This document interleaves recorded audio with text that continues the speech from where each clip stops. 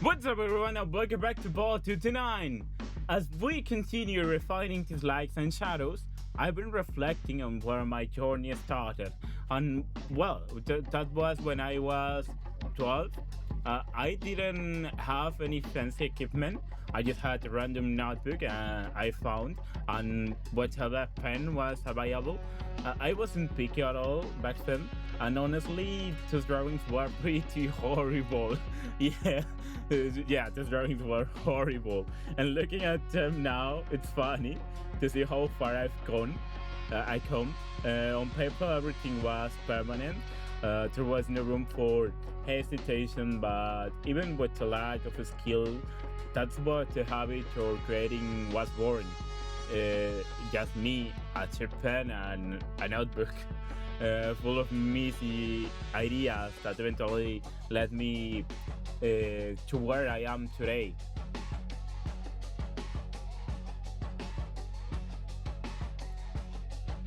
It's a strange feeling, Charles, because I still keep some of those old drawings, and when I look at the anatomy from my early days, it's a total what the fuck moment. And I can't believe I used to draw like that. But then I look at the work I did back in university, and it's actually intimidating because a University William was on a different level. He drew like a god, technically speaking, okay. I feel like he was a better artist than I am right now. It's a bored realization to feel like you are chasing the ghost of your own past peak, and it reminds me the progress isn't always a straight line up. Sometimes life shifts your focus, and you have to work your way back to that god tier flow you once had.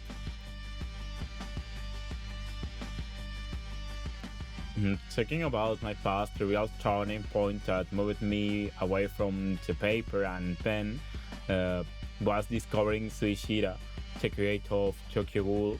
When I found out he used paint say and vacuum bamboo, it changed everything for me.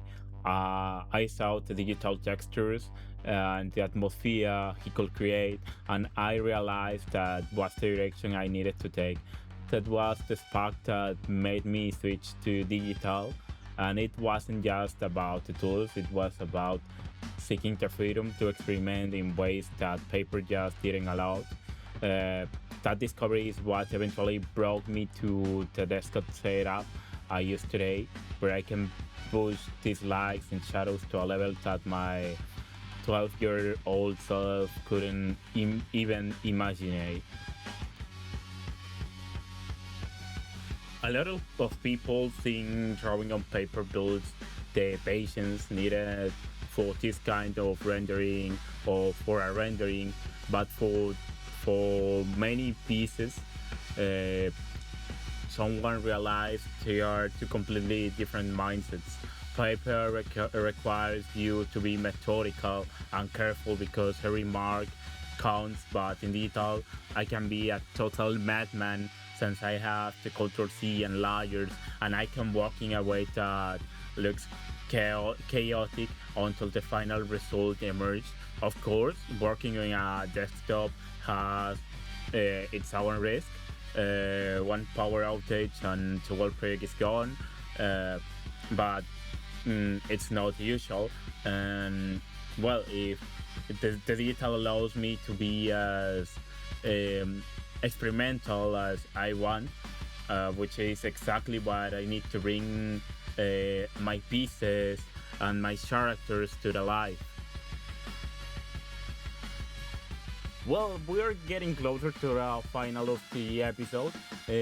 Don't forget that my commissions are still open. I bring everything I've learned from my past days and my new days as an artist to create every project. You could send me a DM or check the link in my bio to grab your spot. Thanks for the support, and I'll see you in the part 50. Bye bye!